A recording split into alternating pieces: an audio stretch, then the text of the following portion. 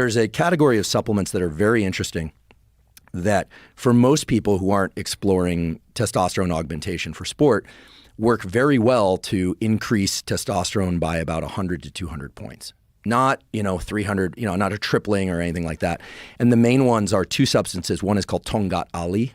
Oh, yeah. That stuff's real, huh? Yeah. For people that aren't getting prescribed TRT but want the increase in testosterone, there are these plant compounds like Tongkat Ali and another one which is very interesting. It's a Nigerian shrub called Fadogia Agrestis, and it mimics luteinizing hormone, which is the hormone that comes out of the hypothalamus that stimulates the testes if you got those and the ovaries if you've got those to make more testosterone or estrogen. And so those two herbal supplements together can give a significant boost in free and active testosterone. So you said Tongkat Ali can give you 100 to 200? Yeah, about that. Well, what does the other one give you? Fadogia is usually taken at about 600 milligrams. And that can, the most dramatic effect I've ever seen was somebody who had his testosterone down in the low twos, or I think it was like low twos, and he got it up to the 700 range. But really? that's an outlier, right? Most people are going to see about a 300 to 400 point increase. And that's what the two of them synergistically. Fadogia working? will actually make the testes grow. It's a noticeable difference. So everybody wants that.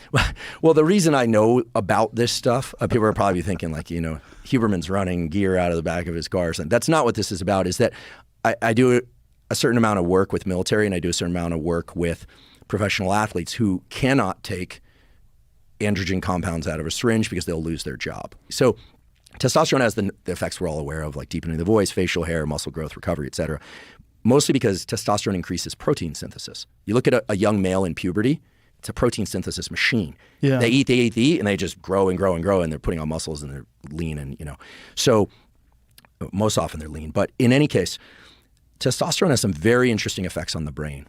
The major mental effect of testosterone is it makes effort feel good.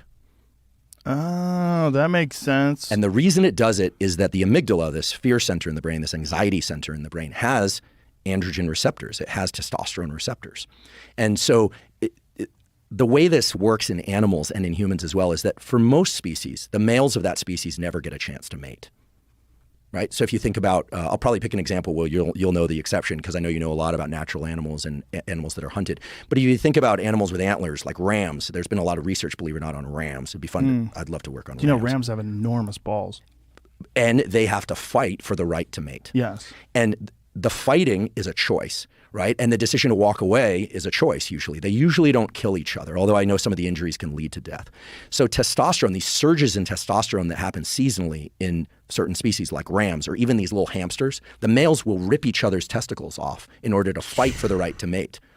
So males of a given species have to actually overcome the fear of pain and punishment.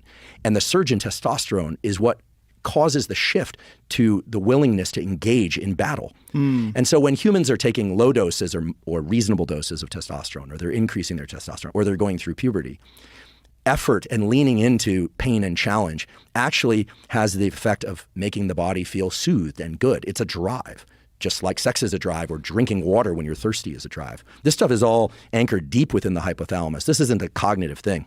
That makes sense why young men in particular are really driven to hard exercise and sports that are very, very difficult, that require extreme effort.